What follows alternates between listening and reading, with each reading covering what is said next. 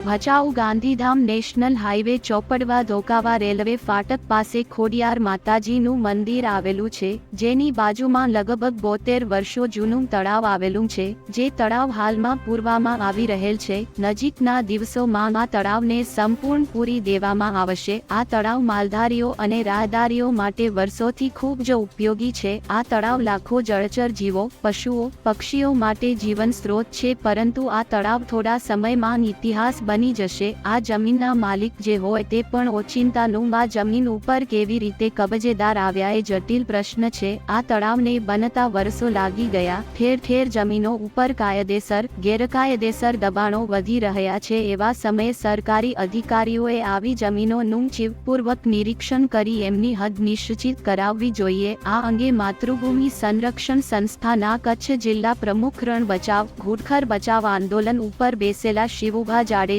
તથા માતૃભૂમિ સંરક્ષણ સંસ્થાના જિલ્લા મહામંત્રી વિરમ ભુવાજીએ આ જમીન તથા તળાવ અંગે પોતાની પ્રતિક્રિયા આપી હતી। તેમજ નાયબ કલેક્ટરશ્રીને માતૃભૂમિ સંરક્ષણ સંસ્થા દ્વારા આ જમીનની તટસ્થ તપાસ કરવા અરજી પણ કરી હતી। આ જમીનની પૂરેપૂરી ચોકસાઈ કરી શકે હોય તો પ્રબુદ્ધ લોકોએ તળાવ બચાવવા પ્રયત્નો કરવા જોઈએ। જો ક્યાંની ખોટું થશે તો પોતે આ બાબતે ભવિષ્યમાં ઉગ્ર આંદોલન કરશે એમ જણાવ્યું હતું। જે ભચાઉની થી આગળ લગભગ 10 થી 12 કિલોમીટર આગળ એક ધોકાવા ફાટક કરીને છે, એની બાજુમાં મીઠાના પણ કારખાનાઓ છે।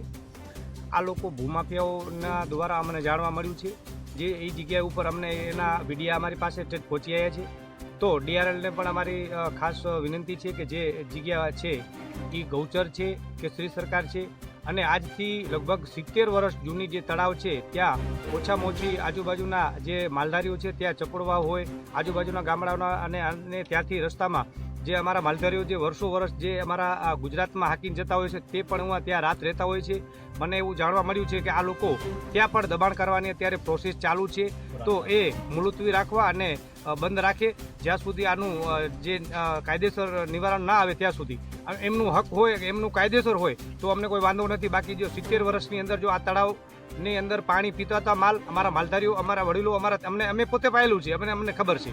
તો આ ખાસ તંત્રને અમારી વિનંતી છે કે આનું કામ તત્કાલ બંધ કરવામાં આવે। સરજી કચ્છ અધ્યક્ષ માતૃભૂમિ આજે ભચાઉ તાલુકામાં જે ધોકાવા ખોડિયાલનું મંદિર રહ્યો એ જગ્યાએ કોઈક ભૂમાફિયા જે દાબાણ કરે રહ્યા એ લોકો જ્યાં સુધી એમનો જ્યાં નિકાલ ન થાય ત્યાં સુધી એને કોઈ પૂરવામાં ના આવે, અને જો પૂરવામાં આવ્યો અને ગૌચર જમીન હશે કે શ્રી સરકાર જમીન હશે તો અહીંયા ઉપર કાયદેસર કરવામાં આવશે।